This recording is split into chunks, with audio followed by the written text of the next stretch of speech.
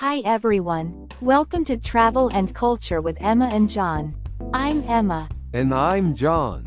Thanks for tuning in. Today, we're diving into the fascinating world of travel and cultural differences. We'll share some of our experiences, tips, and fun facts about different cultures around the world.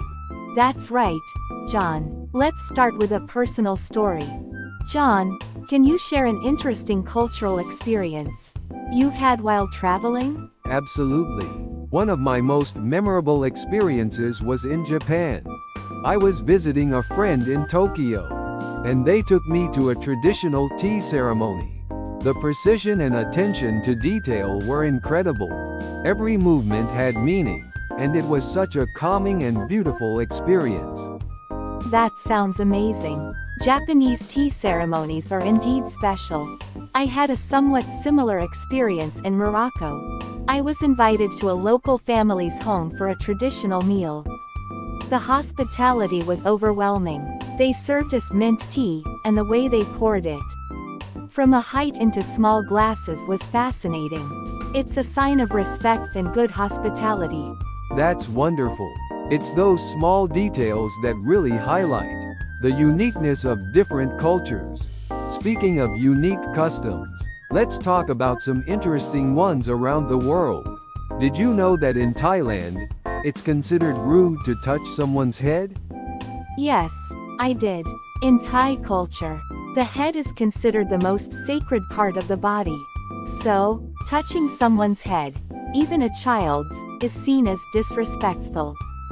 Another interesting custom is in India, where people often eat with their right hand only, as the left hand is considered unclean. Right. Cultural norms about eating can be quite different. In Ethiopia, it's common to share food from the same plate with your hands, which signifies trust and bonding.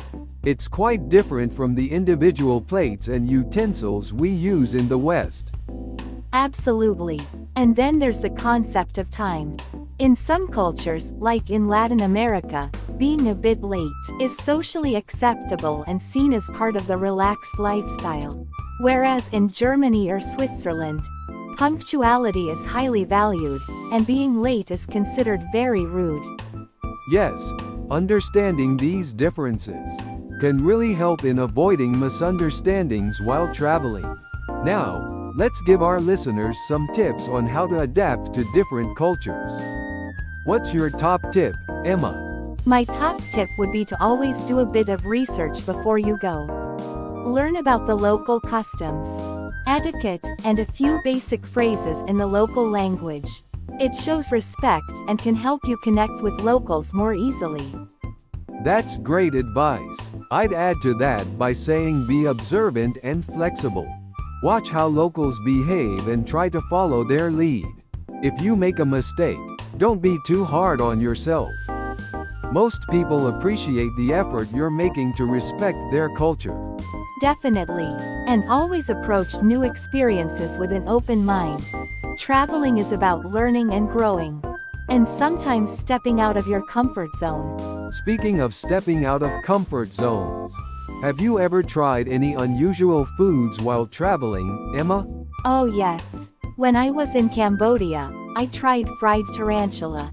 It was definitely a challenge for me. But surprisingly, it wasn't too bad. How about you, John? I once tried haggis in Scotland. It's a traditional dish made from sheep's heart, liver, and lungs, minced with onions, oatmeal, and spices, and cooked in a sheep's stomach. It sounds a bit daunting, but it was actually quite tasty. That's brave. Trying local cuisine is such a great way to immerse yourself in the culture. Now, let's talk about some of the benefits of experiencing different cultures. What do you think, John? I think one of the biggest benefits is gaining a new perspective. Experiencing different ways of life can broaden your horizons and help you appreciate diversity. It can also enhance your problem-solving skills as you navigate through unfamiliar situations. Absolutely. It also helps build empathy and understanding. When you experience someone else's culture, you see the world through their eyes, which can break down stereotypes and build stronger connections. Well said, Emma. Before we wrap up, let's share a few quick tips for our listeners who are planning to travel soon. What's one last piece of advice you'd give? I'd say, always keep an open mind and be respectful. Remember that you are a guest in someone else's country, and your attitude can make a big difference in your experience. Great advice. And I'd add, don't be afraid to ask questions. Locals often appreciate it when you show interest in their culture, and are usually happy to share their traditions and customs with you. Well, that's all the time we have for today. Thanks for joining us on Travel and Culture with Emma and John. We hope you found our discussion interesting and helpful. Safe travels and see you next time. Bye. Bye.